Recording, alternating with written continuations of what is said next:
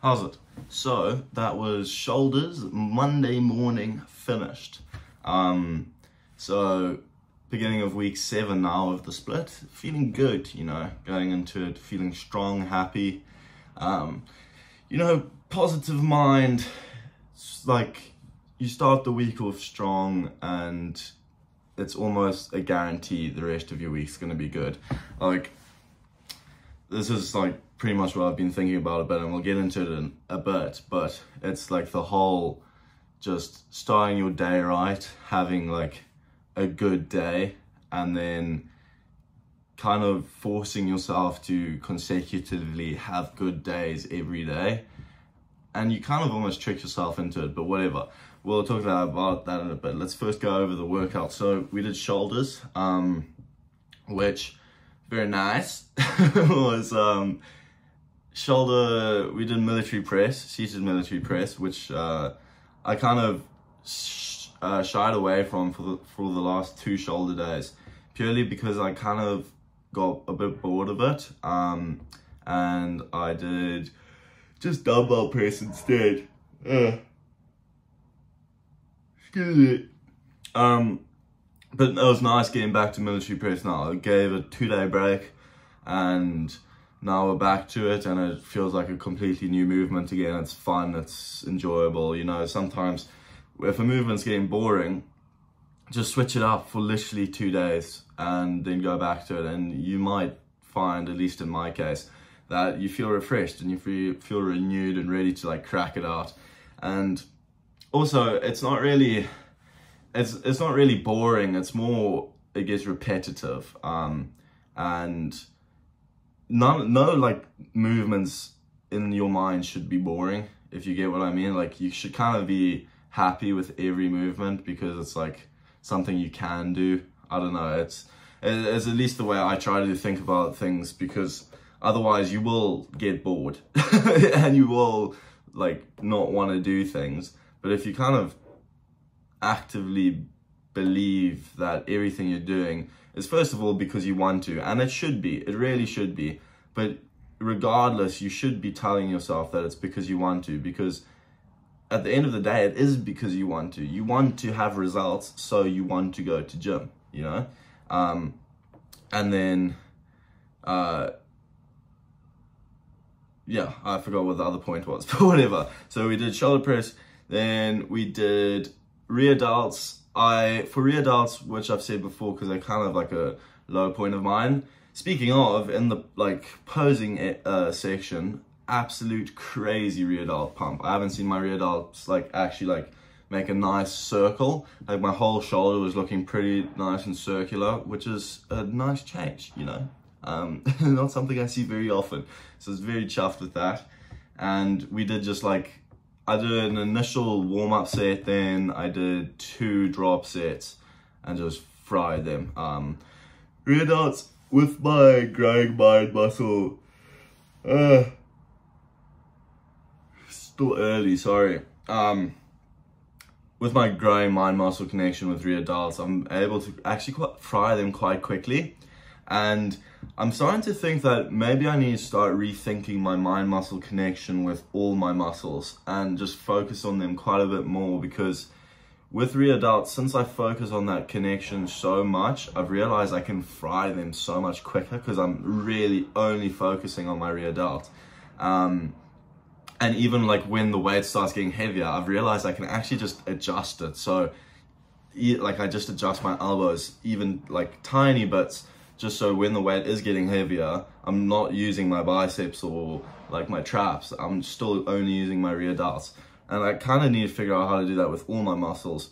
And that's definitely something I need to look at, because if I can get all my muscles to work that efficiently, I think I could have a little naughty thing going on here, you know? So rear delts, very nice. Then what else did we do? We did lateral raises, which were good as well.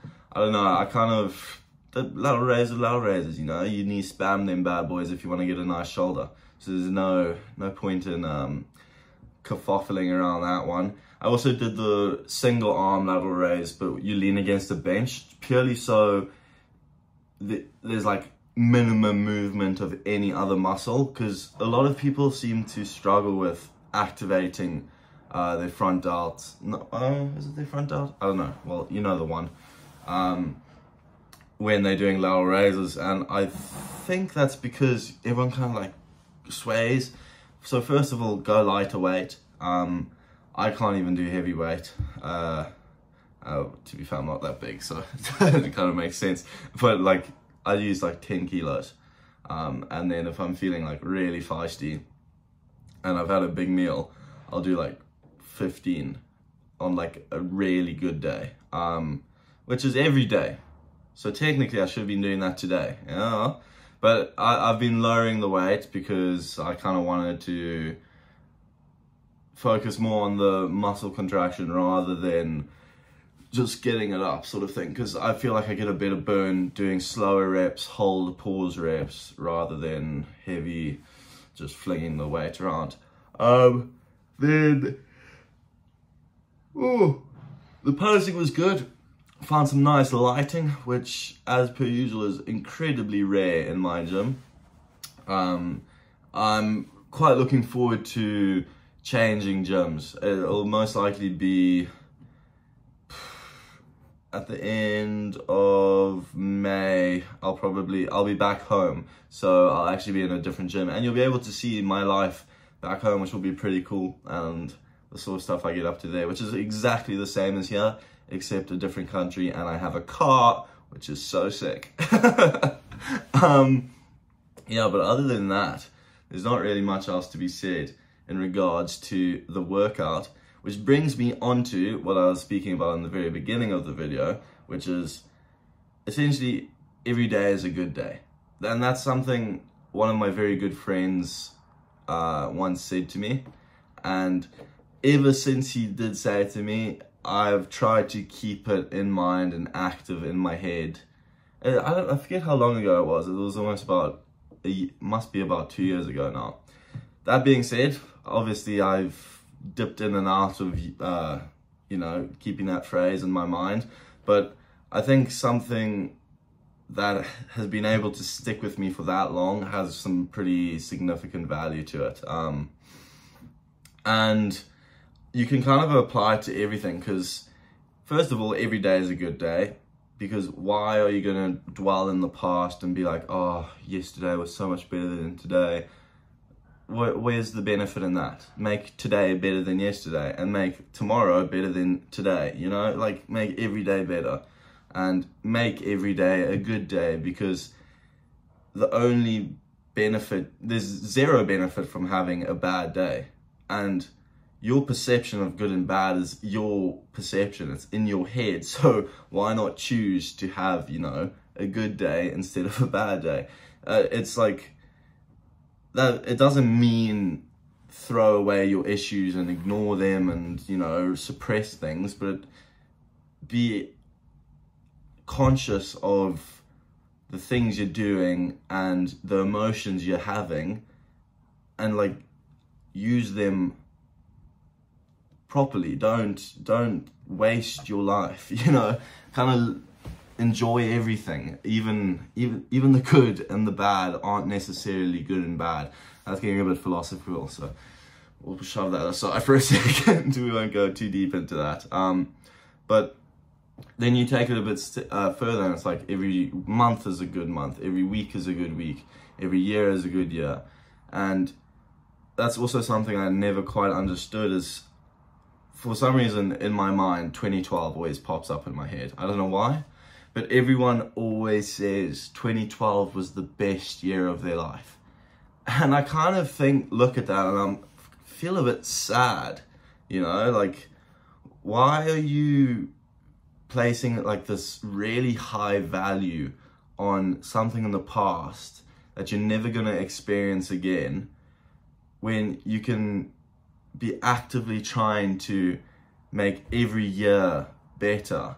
And even if the year isn't, like, every year technically is better if you really think about it.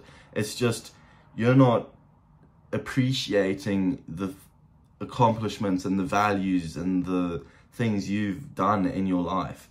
Don't let, you know, the thought of something else be like, you know, don't let the thought of something old ruin the present, you know. It's like, don't let your this is quite a funny one, but it's something my friends used to say when we used to go out drinking a lot, was don't let your Sunday evening ruin your Monday. No, don't let a Monday ruin your Sunday evening. That's it. Now, that being said, I don't really agree with that anymore. But like, you get the kind of gist of it. Don't let old things ruin new things. Don't place old things on a pedestal in comparison to what you can have and what you can do and what you are doing. I don't know. It's a bit of kerfuffle and kawaffle, but hopefully it's been a bit of food for thought and can be slightly implemented into your guys' lives. Then again, I'm not a genius nor a scientist nor anything really. I'm a student, and a student barely, really, not really. I just kind of try. So, take everything I say with a grain of salt. Thanks for watching, and I will see you all tomorrow.